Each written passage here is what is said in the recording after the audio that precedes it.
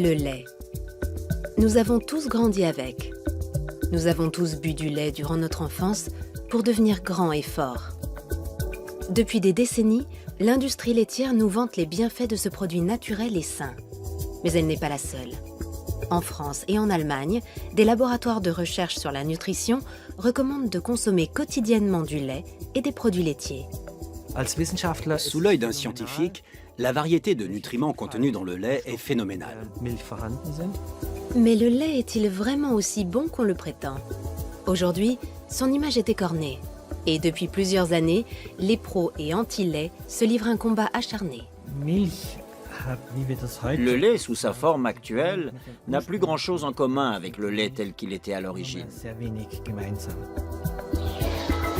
Pour ses détracteurs, le lait favorise les maladies dites de civilisation, comme les allergies, le diabète, la migraine et même le cancer.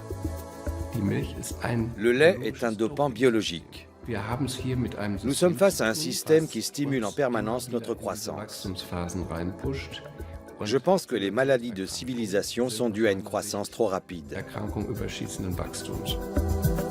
Dans la bataille du lait, pro et anti-lait s'accusent mutuellement d'alimenter la polémique. Résultat, le lait et ses dérivés comptent aujourd'hui parmi les aliments les plus sujets à controverse. On étudie, on regarde, on n'est pas comme ça dans ce combat. Moi, je n'ai pas de combat, c'est les anti-laits qui sont en combat. Alors, qui croire? Le consommateur est désorienté. Le lait est-il bon pour la santé? Ou est-il responsable de certaines maladies? Nous avons voulu faire toute la lumière sur cette question.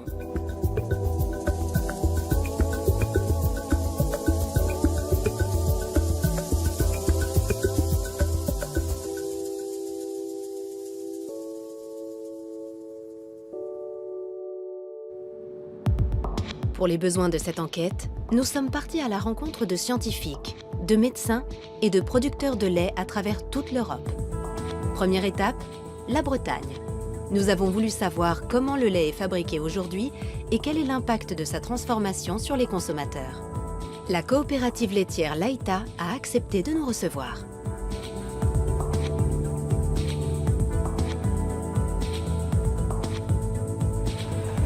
Chaque jour, 40 camions-citernes livrent le lait des éleveurs, soit 1 million de litres par jour. Le lait est ensuite transformé en fromage, en beurre ou en lait en poudre. Dominique Chargé, ici à droite, est le président de la coopérative. Pour ce représentant de l'industrie laitière, la controverse autour du lait n'est pas justifiée.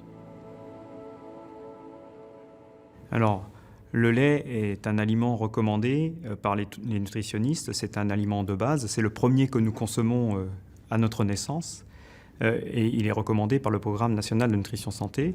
Mais comme tous les aliments, il est aujourd'hui soumis à une certaine controverse.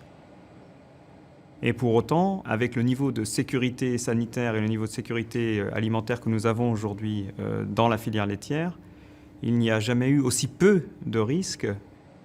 Et pourtant, on entend bien des gens dire que le lait ne serait pas un bon aliment. Et je vous cite l'exemple du beurre qui, il y a 10 ans, était décrié parce qu'il était facteur de cholestérol, alors qu'aujourd'hui, le beurre est reconnu comme un bon aliment. Dès son arrivée dans une laiterie moderne comme celle-ci, le lait est transformé. Les étapes les plus importantes sont l'homogénéisation et la pasteurisation. L'homogénéisation consiste à réduire les particules de matière grasse pour éviter que la crème ne remonte à la surface. La pasteurisation consiste à chauffer le lait à une température de 72 à 75 degrés pendant 30 secondes. Cette étape vise à détruire les germes et les bactéries et à garantir la bonne conservation du lait. Dans cette entreprise, le lait pasteurisé est transformé en différents produits, comme par exemple le fromage. Malgré un mode de production industriel, la direction de Laïta affirme que ces produits restent naturels. Fabriqués de façon traditionnelle, ils seraient sains et sans danger.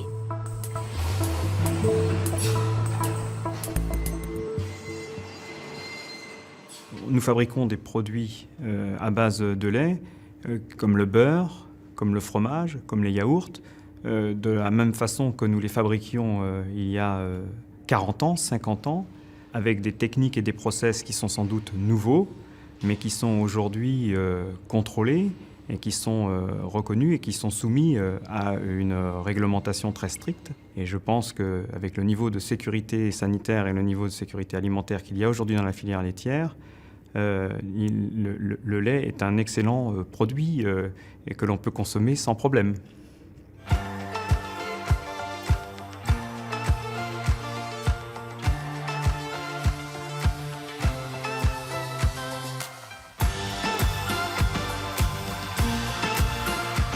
Et vous, c'est quoi votre milk moment?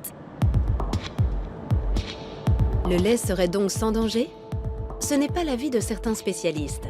Nous poursuivons notre voyage à Innsbruck, dans les Alpes autrichiennes. Notre objectif, découvrir si la transformation du lait a un impact sur notre santé.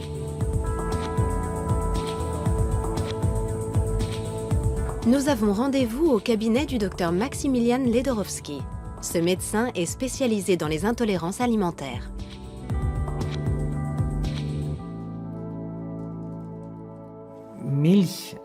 Le lait, sous sa forme actuelle, n'a que très peu de points communs avec le lait tel qu'il était à l'origine.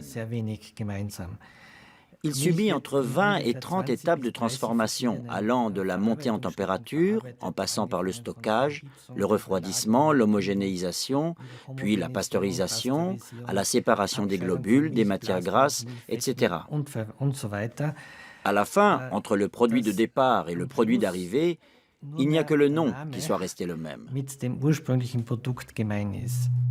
Parmi les patients du docteur Ledorowski, beaucoup souffrent d'intolérance alimentaire. Des pathologies qui, selon lui, sont souvent liées aux méthodes de transformation de l'industrie agroalimentaire.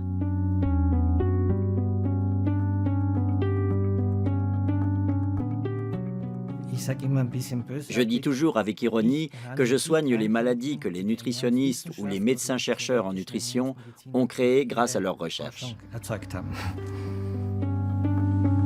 Les produits laitiers modernes sont particulièrement visés.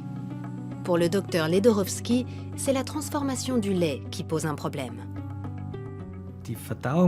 Notre système digestif est naturellement conçu pour digérer le lait et les produits laitiers tels qu'ils étaient à l'origine. Mais la récente évolution de l'industrie agroalimentaire est telle que notre corps n'a pas eu le temps de s'adapter. Il faudrait plusieurs générations pour y parvenir.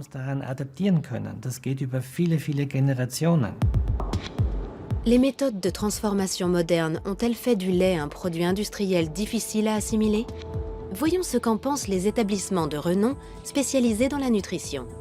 En France, l'Institut Pasteur de Lille est le premier centre de recherche fondamentale au monde.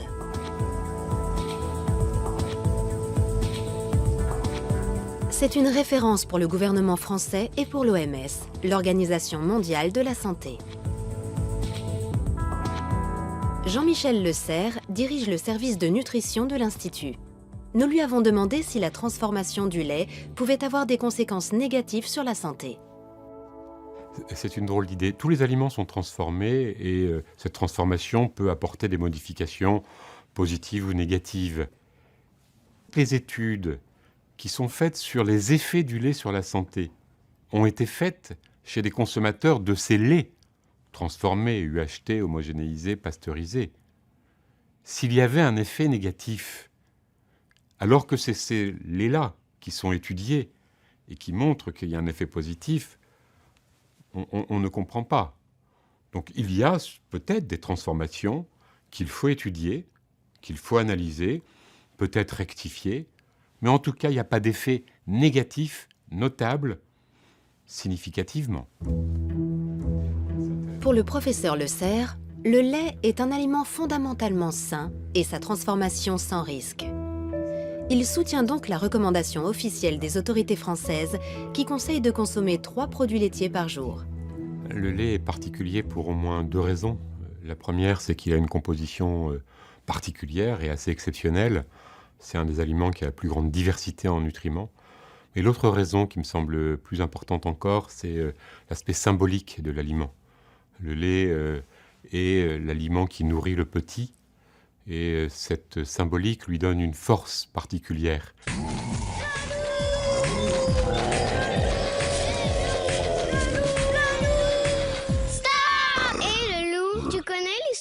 paf paf paf le loup? Alors, c'est l'histoire de 3 petits cochons qui mangeaient 3 produits laitiers par jour. Quand tout à coup, le loup! Les produits laitiers sont nos amis pour la vie. En Allemagne aussi, l'Institut national de nutrition financé par l'État encourage la consommation de produits laitiers. Idéalement, l'Institut préconise la consommation d'1 quart de litre de lait écrémé et de 2 tranches de fromage maigre par jour. L'Allemagne et la France sont les 2 plus gros producteurs de lait d'Europe. Dans ces 2 pays, l'industrie laitière est un acteur économique de poids. La France produit près de 25 millions de tonnes de lait de vache par an. L'Allemagne en produit près de 32 millions. Ces quantités colossales s'expliquent par l'efficience des élevages, mais aussi par l'utilisation de vaches à haut rendement et d'aliments concentrés.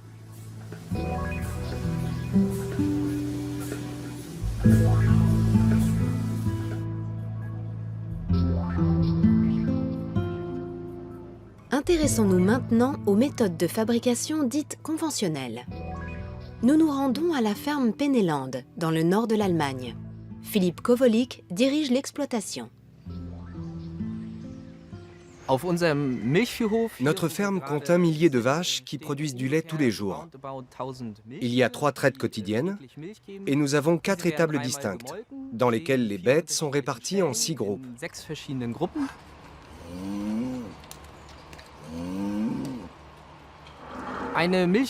Au cours de leur vie, nos vaches laitières fournissent 28 000 litres de lait, soit une moyenne de 9 500 litres par an.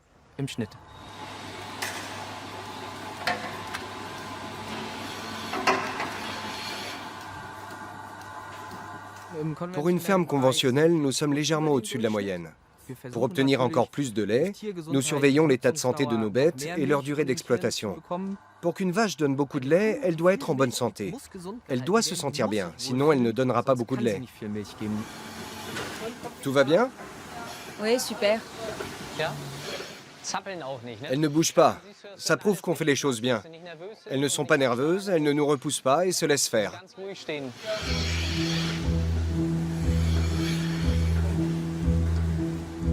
La qualité du lait et de ses nutriments est liée aux conditions d'élevage des bêtes, à leur état de santé et à leur alimentation. Ici, les vaches sont nourries avec de l'herbe et un mélange d'aliments énergétiques composés de maïs, de résidus de céréales et de colza. Autrement, elles ne seraient pas aussi productives. Mais à l'origine, les vaches ne sont-elles pas exclusivement herbivores? Les vaches laitières d'aujourd'hui ont besoin d'aliments concentrés. Si on leur laisse le choix entre de l'herbe et des aliments concentrés, elles iront en premier vers les aliments concentrés. Les vaches ont un certain besoin d'énergie que nous devons satisfaire. On ne peut pas les comparer aux bovins d'il y a 2000 ans. C'est impossible. Une vache à haut rendement, donc qui donne beaucoup de lait, est plus saine car elle est surveillée. Seule une bête bien soignée peut être en bonne santé et donner beaucoup de lait. Une vache ne fait pas ça toute seule. Le lait ne tombe pas par magie dans la cuve ou dans la bouteille. Avoir des animaux en bonne santé et productifs demande beaucoup de travail. Pour Philippe Kowolik, un élevage ultra performant n'a pas d'impact négatif sur la qualité du lait. Au contraire, dans l'ensemble, le lait serait même meilleur. Les nutriments sont restés les mêmes. Si on regarde 20 ou 30 ans en arrière, rien n'a changé. La qualité du lait s'est même améliorée grâce à la chaîne du froid, toujours à 4 degrés. Il faut refroidir le lait très vite. Ensuite, il part à la laiterie dans des camions-citernes. Toute cette chaîne est extrêmement efficace. Elle est contrôlée en permanence. Une fois par mois, on vérifie la qualité du lait de chaque vache. Il y a tellement de contrôle que je peux affirmer en toute bonne conscience que la qualité du lait s'est améliorée. C'est indéniable.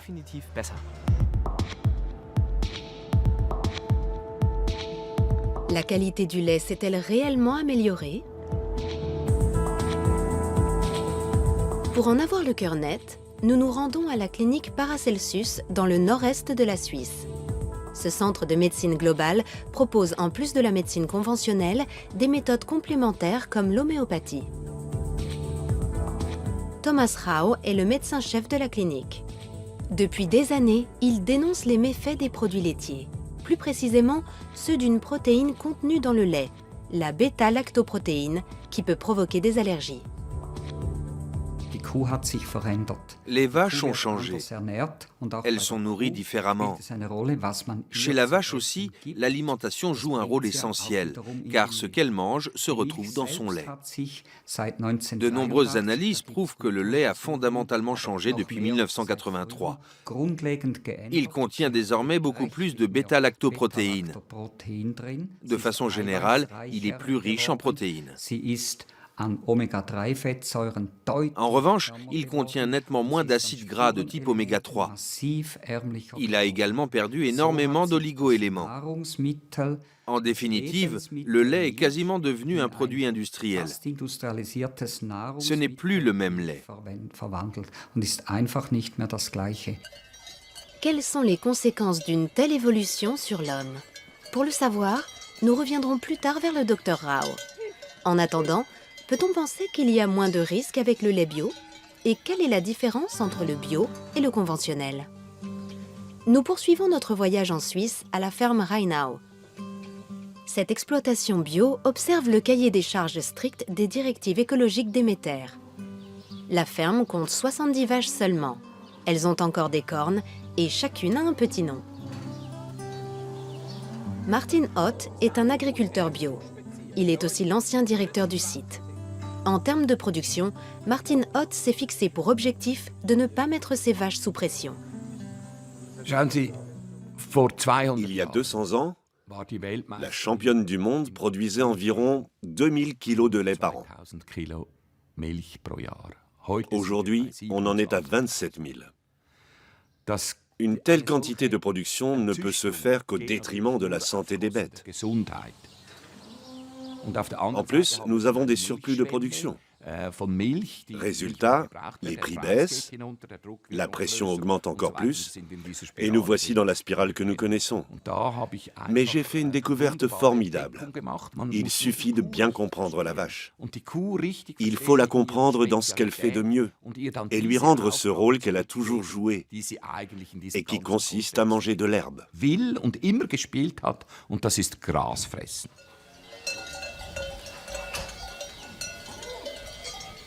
Les vaches sont donc faites pour manger de l'herbe. En tant qu'entreprise certifiée Déméter, la ferme Rheinau mise sur un élevage respectueux des besoins des animaux. Elle n'utilise donc aucun additif dans la nourriture, ni aucun médicament préventif tel que les antibiotiques. Avec les vaches à haut rendement, le recours aux antibiotiques est régulier. Il permet par exemple d'éviter une inflammation des pies. En principe, ces antibiotiques ne se retrouvent pas directement dans le lait. Mais de façon détournée, ils peuvent avoir un impact sur la santé des consommateurs. L'étude des statistiques nous apprend qu'une vache européenne dite normale reçoit un traitement par antibiotique une fois par an. Ce sont des médicaments ultra efficaces qui perturbent l'équilibre bactériologique du lait. Du coup, la vache devient plus fragile. Autre conséquence, les antibiotiques sont éliminés dans l'urine et dans les excréments qui s'infiltrent dans le sol. Ils modifient la microbiologie des sols, qui modifie la croissance des plantes. Le cycle est sans fin. Avec le temps, l'homme développe une résistance aux antibiotiques, qui deviennent moins efficaces, mais dont nous avons besoin dès que nous sommes malades. Ici, le nombre de vaches dépend de la surface nutritive au sol. C'est une économie circulaire qui inclut l'agriculture et qui se suffit à elle-même, avec pour conséquence des tarifs au litre beaucoup plus élevés. La ferme se présente comme le contre-modèle d'un élevage dit conventionnel, qui pour la plupart achète des aliments contenant du maïs et de l'huile de palme sur le marché international. Si on ne change rien à ce système et qu'on veut produire les mêmes quantités de lait qu'à l'heure actuelle, on ne peut pas faire du bio, car le bio reste un système. La production mondiale de lait à partir de l'herbe sera toujours limitée, notamment par les vaches. Si on encourage ce système, il y aura moins de lait et son prix remontera. Il sera peut-être plus cher que le Coca-Cola, mais ce sera à nouveau le prix juste. Le lait retrouvera alors toute sa place dans notre alimentation.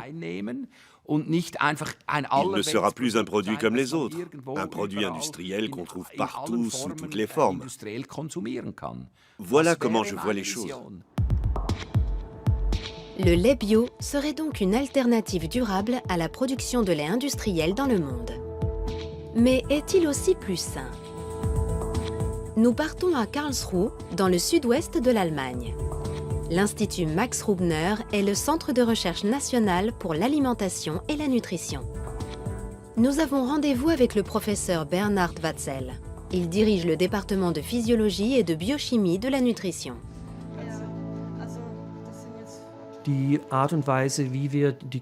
La façon de nourrir les vaches a des conséquences sur la composition du lait. Avec les directives de production biologique, on constate un effet visible sur la composition en acides gras. En général, dans un lait bio, nous avons des compositions plus intéressantes, avec de fortes concentrations en nutriments essentiels, comme les oméga 3. On en trouve en général 50% de plus. À long terme, cela peut présenter un certain avantage, mais un avantage somme toute très relatif. Pour le professeur Watzel, le lait est un aliment sain et le lait bio l'est un peu plus encore. Pourtant, de nombreuses personnes ne supportent pas le lait. La cause la plus connue est l'intolérance au lactose. En Europe centrale, près d'1 personne sur 7 est concernée. Depuis quelques années, on s'intéresse beaucoup à l'intolérance au lactose. De plus en plus de personnes pensent souffrir de cette pathologie. Mais au fait, qu'est-ce qu'une intolérance au lactose ? Nous avons posé la question au Dr Ledorowski, spécialiste des intolérances alimentaires à Innsbruck. En réalité, l'intolérance au lactose représente la norme. Car une fois sevré, 75% de la population mondiale perd de la capacité à digérer le lactose. Et lorsqu'il ne peut pas être digéré, le lactose est fermenté par les bactéries qui se trouvent dans l'intestin. Le problème, c'est que ces produits de fermentation peuvent provoquer des maux de ventre, des diarrhées, des ballonnements, etc.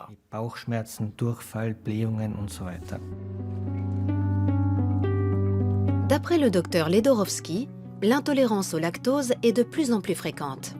Mais ce n'est pas le seul problème. Ce phénomène s'explique notamment par une augmentation de la consommation de lait. Mais c'est aussi la façon de transformer le lait qui est en jeu. La transformation des produits laitiers comporte tellement d'étapes qui peuvent déclencher une réaction que les intolérances augmentent forcément. On a tendance à incriminer le lactose, mais il s'agit souvent de l'association de plusieurs intolérances. Le lactose n'est pas le seul responsable. Avant, il n'y avait quasiment pas d'épaississant dans les produits laitiers. Aujourd'hui, il n'y a pas un yaourt qui ne contienne pas d'alginate, de farine de graines de caroube ou d'autres produits de ce genre, juste pour épaissir la texture ou améliorer le goût.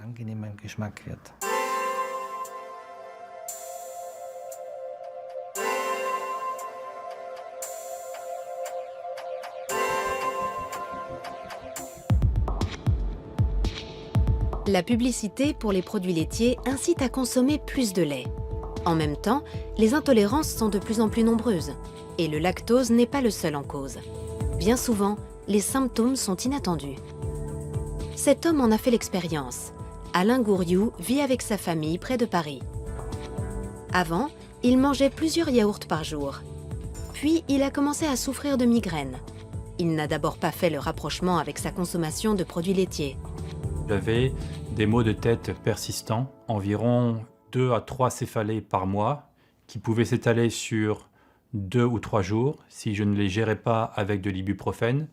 Et donc, ça faisait partie de ma vie quotidienne. J'étais quelqu'un qui avait beaucoup de maux de tête. Donc je me suis dit, je vais aller voir un neurologue, et il se trouvait que ce soit le docteur Aranda. Le docteur Aranda exerce dans une clinique de Courbevoie en banlieue parisienne. Ce neurologue reçoit souvent des patients comme Alain Gouriou. 20 et quelques années que je conseille d'arrêter le lait aux gens qui ont des maux de tête, vous êtes peut-être le 3 millième à me donner le même témoignage. Donc la répétition de l'expérience est toujours un argument de véracité, si on peut dire. Alors, je suis arrivé donc dans le cabinet de Dr Aranda, je lui ai exposé mon problème qui était effectivement donc des céphalées assez régulières. Et il l'a posé à un moment, il m'a regardé, il a dit on va essayer quelque chose, vous allez essayer d'arrêter les produits laitiers et voir ce que ça donne. J'étais un peu déçu, je me suis dit tout ça pour ça, un mois d'attente, voilà, pour arrêter les produits laitiers. Donc c'est vraiment ça, enfin c'est la discussion qu'on a eue ensemble. Je pense que la dégradation, enfin la mauvaise dégradation du lactose va entraîner la production de déchets qui vont, comme tous les déchets, avoir des effets toxiques, un peu entre guillemets, hein, c'est une toxicité relative, mais une toxicité quand même, et qui vont générer des maux de tête. Simplement, j'ai des milliers de patients qui avaient des maux de tête et qui ont vu leurs maux de tête disparaître quand ils ont arrêté de consommer du lait. Bien, et les maux de tête, donc il n'y en a pratiquement plus. Il y en a eu quelques-uns récemment qui sont revenus, mais vraiment, enfin pas aussi, vraiment... Très léger. Très très léger, voilà. Alors, quasiment du jour au lendemain, quand j'ai arrêté les yaourts, le lait, la crème, je n'ai plus de maux de tête. C'est-à-dire qu'en fait, mes épisodes de céphalée que j'avais tous les 2 semaines se sont tout simplement arrêtés, quasiment du jour au lendemain. Maintenant, est-ce que c'est lié directement à la non-consommation de produits laitiers? Ça, je ne pourrais pas vous dire. Mais la coïncidence est quand même frappante que quasiment du jour au lendemain, j'arrête le lait, les crèmes et les yaourts et que je n'ai plus de maux de tête, ou que des maux de tête très légers qui durent très peu de temps, que je n'ai même pas à traiter avec de l'ibuprofène.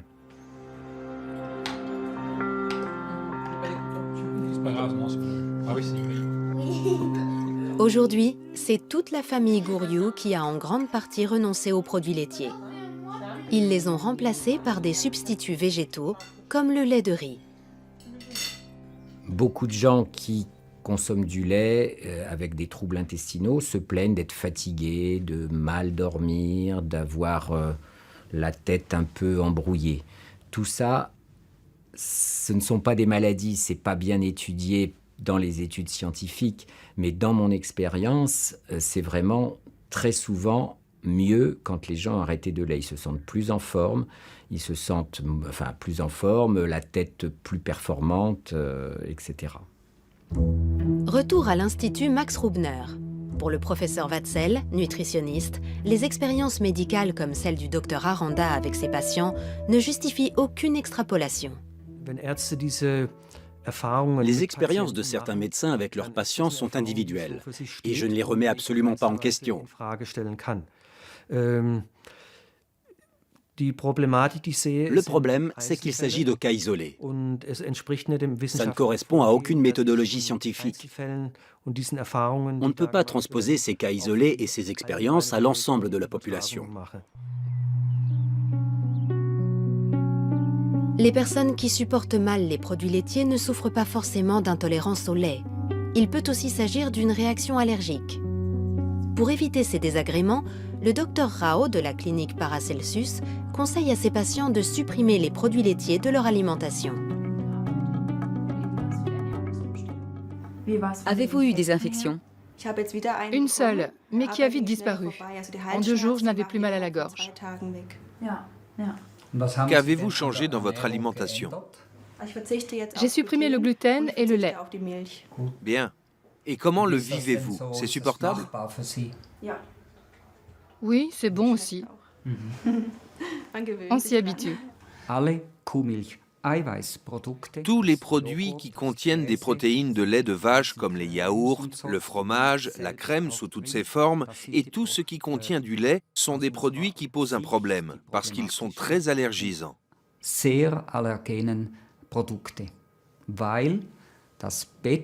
La bêta-lactoprotéine, la protéine de lait de vache, est de loin l'allergène alimentaire le plus fréquent. Beaucoup plus fréquent que le lactose et beaucoup plus fréquent que le gluten, les fruits à coque ou autres.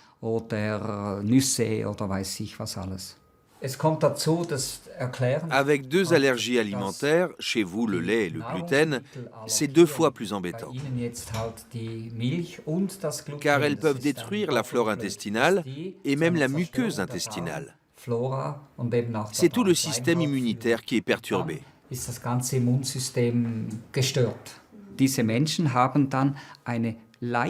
Ces personnes ont un taux d'histamine légèrement plus élevé. Du coup, elles réagissent plus fortement à d'autres allergies.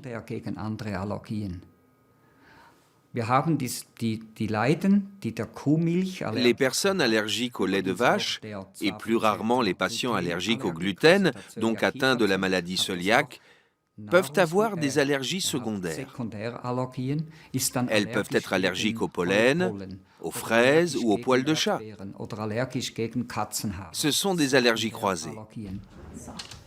Selon certaines estimations, environ 1% des adultes en Europe centrale seraient allergiques au lait de vache. À la clinique Paracelsus, en revanche, les chiffres sont beaucoup plus élevés.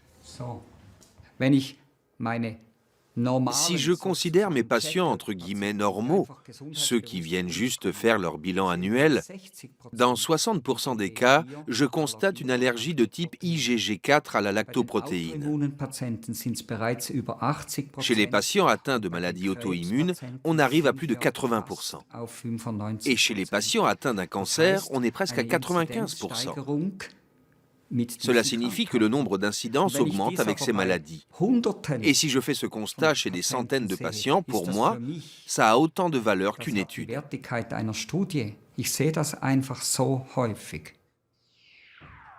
D'après les conclusions du Dr Rao, le lait et ses dérivés peuvent aussi provoquer des troubles immunitaires, c'est-à-dire un affaiblissement chronique de notre système de défense. La conséquence est une plus grande fragilité face aux infections, comme l'angine chronique ou la sinusite chronique. 1 litre de lait contient le lait de plusieurs milliers de vaches. Et ces milliers de vaches sont traitées avec des antibiotiques. Et la pasteurisation modifie les protéines. Cela crée un désordre immunologique.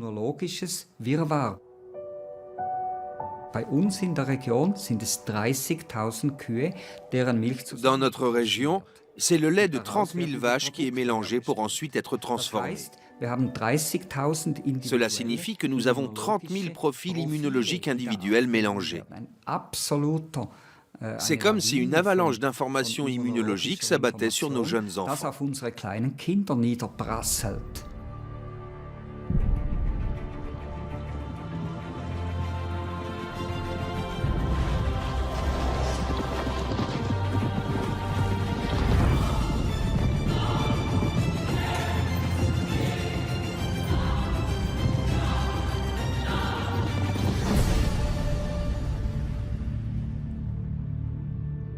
Le lait, une force de la nature. Le lait est souvent associé aux enfants. Depuis des décennies, on dit que les enfants doivent boire du lait. Nous avons tous grandi avec l'idée que le lait est bon pour la santé, que le lait fait grandir, que le lait renforce les os. Quand j'étais petit, le lait était un élément essentiel de notre alimentation. On n'avait pas besoin d'explications ni de raisons particulières, c'était comme ça. Les centres de recherche comme l'Institut Pasteur de Lille le confirment. Le lait est particulièrement recommandé aux enfants. Il a une grande diversité. Il contient des protéines de très grande qualité, de très grande diversité, avec des spécificités au niveau de leur efficacité pour faire grandir.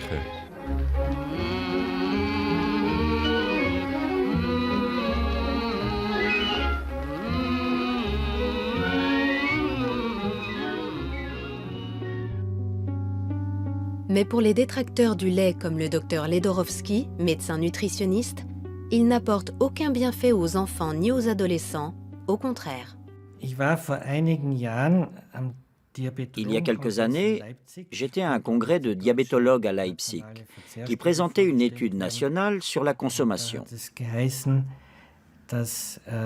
Cette étude démontrait qu'une protéine animale ingérée par des enfants très jeunes présentait une corrélation importante avec leur surpoids à l'adolescence. Quand j'ai demandé quelle protéine animale, il y a eu un long moment d'hésitation. Puis on m'a répondu la protéine de lait. Vu sous cet angle, à l'heure actuelle, le lait n'a plus sa place dans l'alimentation de base des enfants après l'âge de 5 ans.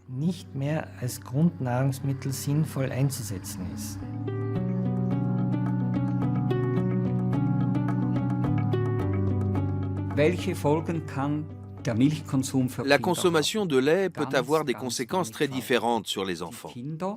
Ils peuvent développer des allergies, de l'asthme, et même à long terme, avec l'hyperstimulation du système immunitaire, des maladies auto-immunes.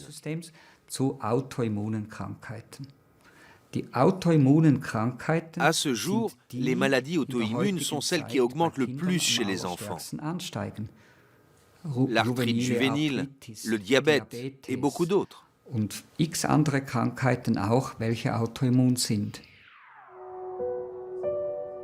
Le lait est-il vraiment à l'origine de ces maladies? Le professeur Watzel ne voit aucun lien entre les deux.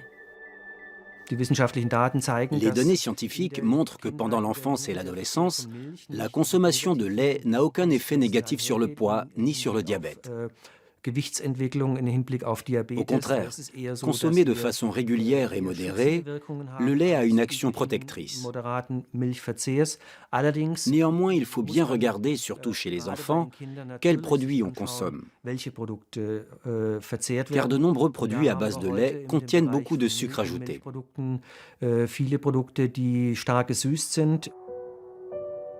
Ce ne sont donc pas forcément des produits que nous conseillons pour l'alimentation des enfants.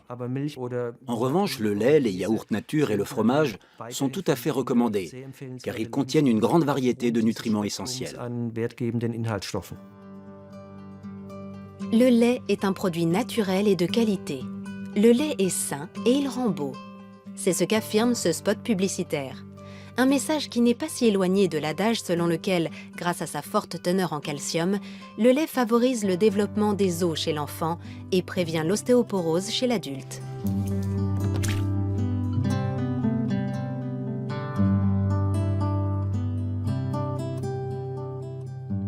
Toutes les études cliniques qui ont été faites, où on donne des produits laitiers ou du calcium à des personnes pendant une durée suffisamment longue, montrent que la densité de l'os augmente, la solidité de l'os augmente, la concentration en calcium de l'os augmente.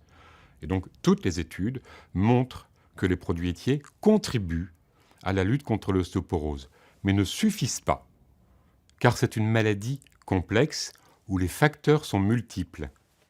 Le lait et ses dérivés sont riches en calcium, c'est un fait. Admettons maintenant que nous ayons besoin de 1200 mg de calcium par jour pour avoir des os en bonne santé. Cela voudrait dire que nous devons boire 1 litre de lait par jour. Cela signifierait aussi que tous les mammifères, une fois sevrés, n'ont plus cette source de calcium et sont sujets à l'ostéoporose. Par extension, toutes les personnes sevrées et intolérantes au lactose souffriraient d'ostéoporose. Or, on constate exactement le contraire.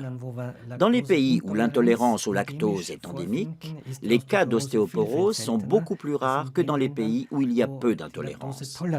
C'est le cas de l'Allemagne et de la Scandinavie, où la consommation de lait est la plus importante. En Suède notamment, la consommation de lait est très élevée. Il y a 2 ans, une étude suédoise a fait couler beaucoup d'encre en France et en Allemagne. Selon cette étude, les personnes qui boivent beaucoup de lait ont un risque de fracture osseuse plus élevé et une espérance de vie plus courte.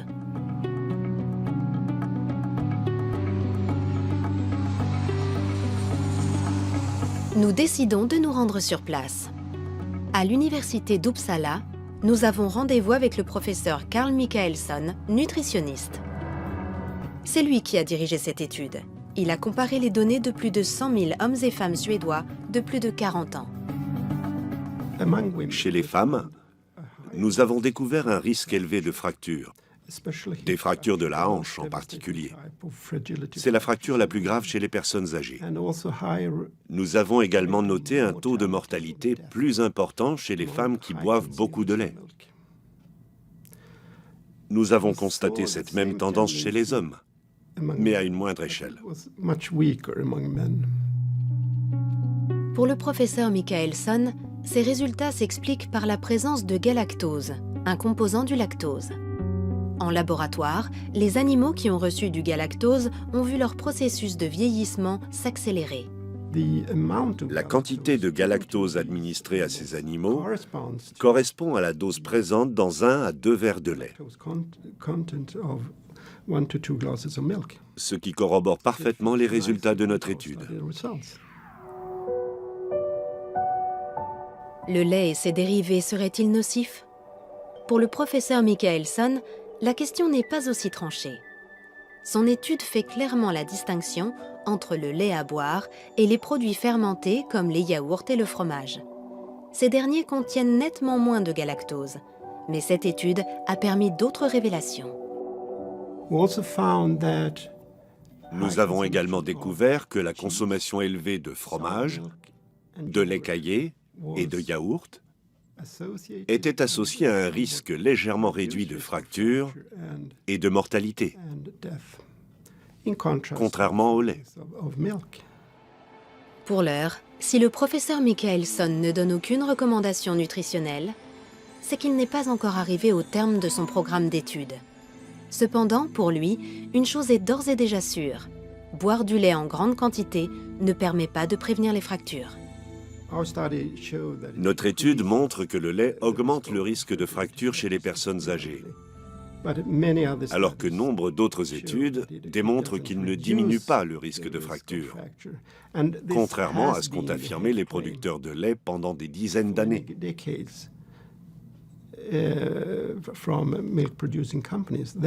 Ils prétendaient que boire de grandes quantités de lait permettait de renforcer les os, mais les preuves sont très maigres.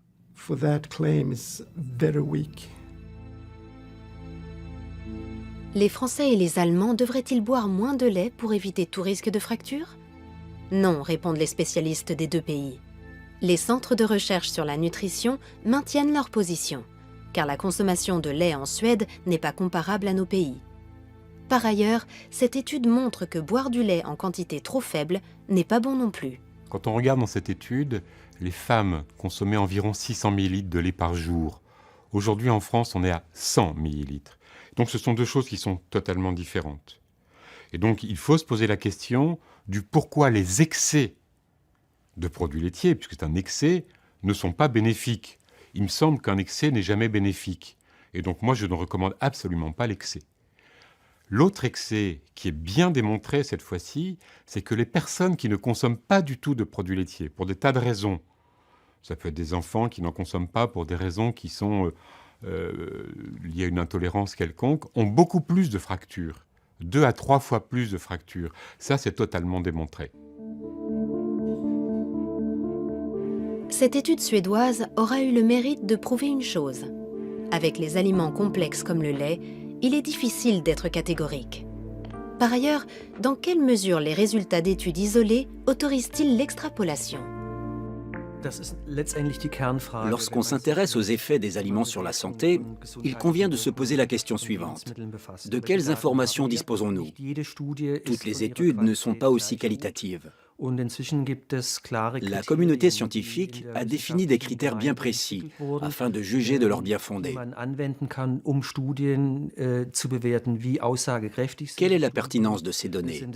S'agit-il d'observations pures ou d'expérimentations? Il existe toutes sortes d'études. Nous, les scientifiques, sommes en mesure d'établir un classement. Nous pouvons les ranger dans la catégorie des études convaincantes, des études plausibles ou de celles qui relèvent de la possibilité.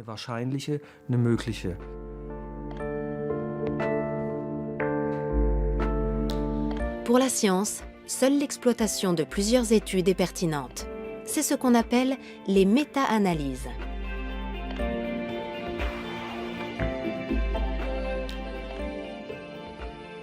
Je conseille toujours aux journalistes de ne pas se fier à une seule étude, car vous en trouverez toujours une qui confortera vos arguments ou votre interprétation.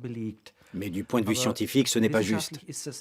Nous devons prendre en compte l'ensemble des données. C'est le seul moyen d'évaluer de façon à peu près objective la valeur de ces informations.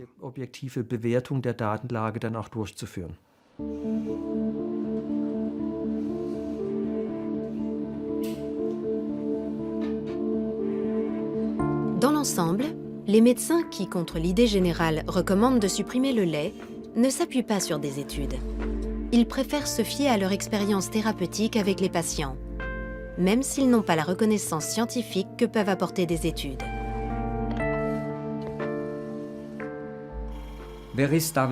Qui est scientifique et qui ne l'est pas? Qu'est-ce qui définit le caractère scientifique d'une chose? Une étude, c'est l'analyse d'un groupe de personnes relativement important selon certains critères. C'est exactement ce que je fais. J'étudie un immense groupe de patients depuis 30 ans. Entre 100 et 300 personnes viennent ici chaque jour. Nous leur donnons des conseils et leur santé s'améliore. Pour moi, c'est beaucoup plus empirique et scientifique que certaines études mensongères.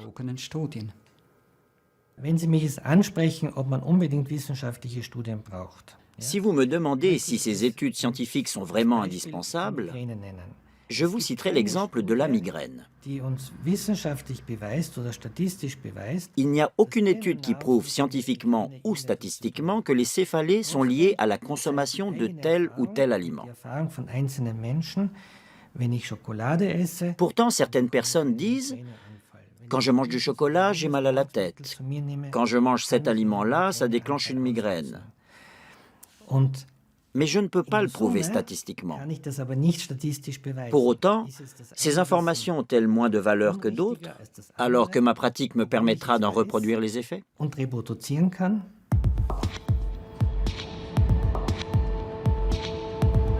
Les anti-laits pointent un autre problème, le manque d'indépendance de certaines études, ou encore les liens entre les scientifiques et l'industrie.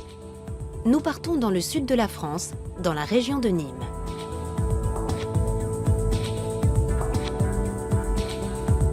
Thierry Soucard est journaliste scientifique. Il est aussi éditeur et auteur militant. Il a écrit plusieurs livres très critiques sur le lait. Son cheval de bataille, dénoncer les liens entre les spécialistes de la nutrition et l'industrie agroalimentaire en France. La recommandation française de consommer 3 à 4 produits laitiers par jour ne repose sur rien. Elle ne repose sur aucune base scientifique sérieuse. Elle ne repose que sur la proximité entre les pouvoirs publics français, les personnes qui décident de la nutrition en France et l'industrie laitière. Cette proximité, je l'ai exposée en donnant les noms des responsables français dans mes livres, sans jamais avoir eu de procès ni de demande de rétraction. Thierry Soucard pose un regard critique sur l'Institut Pasteur qui, selon lui, n'est pas tout à fait indépendant financièrement. L'Institut Pasteur de Lille est un institut qui est en situation financière délicate et qui donc dépend beaucoup de l'argent de l'industrie et notamment de l'argent de l'industrie laitière. L'Institut Pasteur est une fondation privée d'intérêt public, financée en grande partie par des missions de recherche et de conseil privés. Parmi les mécènes et les mandataires de ces missions, on trouve des groupes laitiers comme Danone et Lactalis. Il reçoit un tout petit peu de fonds de l'État, mais très peu, puisque je vous disais qu'il est autofinancé à 80%. Et puis le reste, c'est la vie d'un service de recherche comme les autres. Tous les services de recherche en France, tous, ont un double financement, qui est le financement propre ou financement de l'État et les financements privés. Tous les services de recherche en France sont comme ça. Thierry Soucard dénonce aussi les liens entre le professeur Le Serre et l'industrie laitière. Le professeur Le Serre est membre du comité scientifique de l'OCHA, l'Observatoire CNIEL des habitudes alimentaires. Cette organisation est chapeautée par le Centre national de l'économie laitière. Pour Thierry Soucard, il y a conflit d'intérêts. Quel conflit d'intérêts? Moi, je fais partie de ce groupe bénévolement. Voilà, donc c'est un groupe de chercheurs, des sociologues, des psychologues, des nutritionnistes. On se réunit, on mène des travaux, on dirige des thèses, on organise des colloques. On fait ça parce qu'on est passionné par notre métier. Je ne vois pas très bien où est le conflit d'intérêts. Il n'y a que lui qui n'y voit pas de problème. Toute la presse y voit un problème. Tous les gens qui s'occupent d'éthique voient un problème avec les conflits d'intérêts entre chercheurs et industriels. Mais quand vous interrogez un médecin ou un chercheur qui est lié à l'industrie pharmaceutique ou l'industrie agroalimentaire, évidemment, il ne voit pas de problème. Retour en Allemagne, et à la question qui nous préoccupe, le lait est-il bon ou pas pour la santé? L'ultime étape de notre voyage nous conduit à l'université d'Osnabrück, dans le nord-ouest de l'Allemagne. C'est ici qu'enseigne le professeur Bodo Melnick, dermatologue. Le professeur Melnick a développé une théorie sur le lait qui a fait beaucoup de bruit dans le milieu scientifique ces dernières années. Selon lui, le lait contiendrait un système de signaux biochimiques qui stimule la croissance et qui peut avoir de lourdes conséquences. Nous savons désormais que l'acné apparaît de plus en plus tôt, dès l'âge de 8-9 ans. Nous savons aussi qu'il dure beaucoup plus longtemps. Environ 50% des Américaines, par exemple, ont encore de l'acné à la trentaine. Le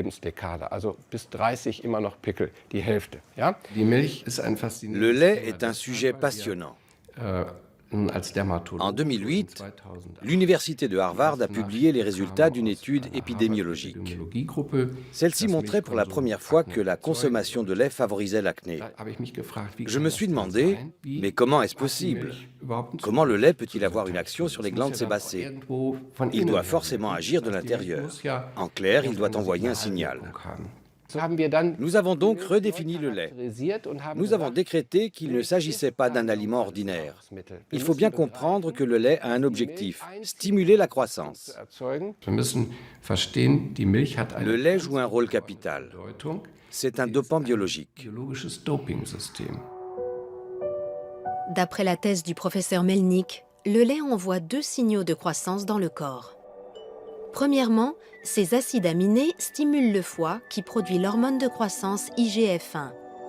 Deuxièmement, les micro-ARN, des petites particules génétiques, régulent les gènes humains pour stimuler la croissance. L'acné apparaît à la puberté, alors que notre corps est peut-être déjà en train de stimuler le développement anormal d'autres glandes. Et ça continue jusqu'au diabète. Si ces signaux sollicitent en permanence nos glandes, c'est là qu'apparaissent le diabète, le surpoids, l'insuline qui fait grossir les cellules adipeuses et pour finir les maladies liées à la démence.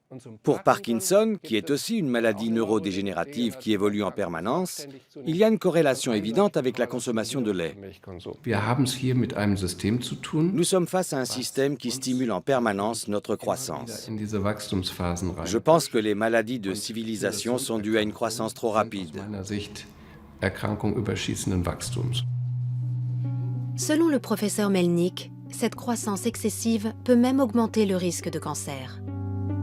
Le lait contient une particule génétique spécifique également fabriquée par les cellules cancéreuses pour accélérer leur croissance. On l'appelle OncoMIR21.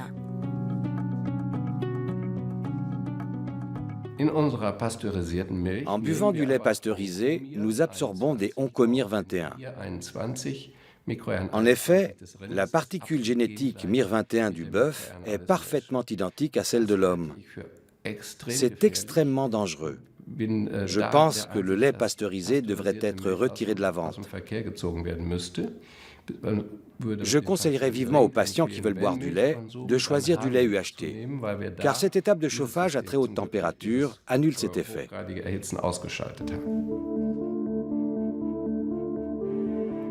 La théorie du professeur Melnick est encore isolée. La plupart des spécialistes en nutrition la rejettent en bloc. C'est le cas du professeur Watzel de l'Institut Max Rubner. J'ai rencontré le professeur Melnick à plusieurs reprises. Nous avons eu de longues discussions, parfois même au sein d'un comité d'experts. Son hypothèse est intéressante, mais il n'a aucune preuve dans la pratique. Les données issues d'études expérimentales ou d'observations sur des humains indiquent le contraire. En clair, la majorité des études démontrent qu'il n'y a aucun rapport entre le lait et les maladies de civilisation. Seules les études sur le cancer sont plus nuancées. Si la consommation de lait augmente légèrement le risque de cancer de la prostate, elle diminue celui du cancer du côlon. Et pour les autres formes de cancer, les chercheurs ne voient aucun lien avec le lait. Pour ce qui est du cancer, il faut bien faire la part des choses. La seule conclusion pertinente du point de vue clinique concerne le cancer de la prostate, pour lequel une forte consommation de lait peut avoir des effets négatifs. Nous arrivons au terme de notre voyage. Savons-nous à présent si le lait est bon ou mauvais pour la santé? Les réponses sont contradictoires, les études pas vraiment parlantes. Alors qui croire? Les scientifiques qui ne jurent que par les études?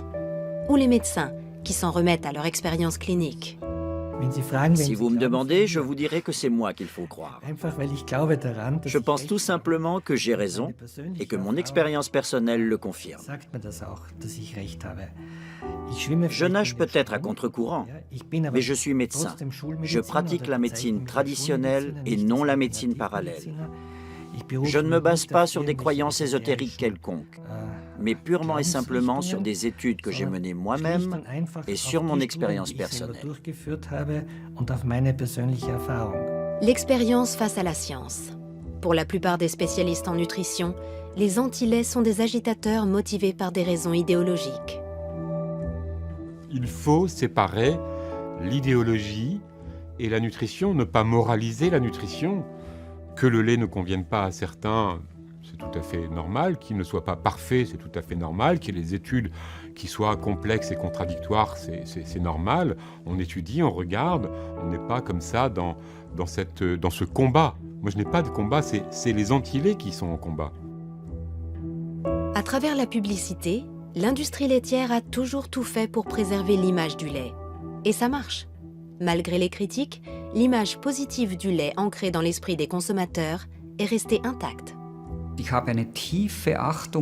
J'ai un profond respect pour les performances en marketing des industriels.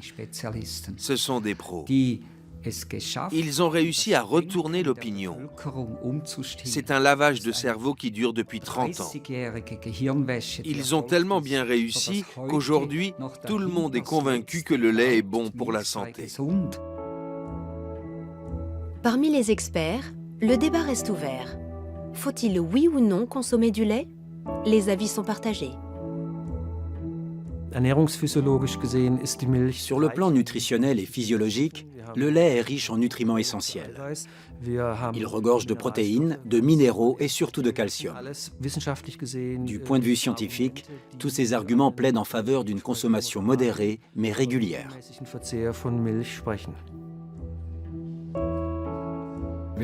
Ces produits sont désormais présents dans de nombreux domaines de notre alimentation. À mon avis, nous sommes clairement dans l'excès. Au bout de plusieurs dizaines d'années, cela entraîne une stimulation excessive.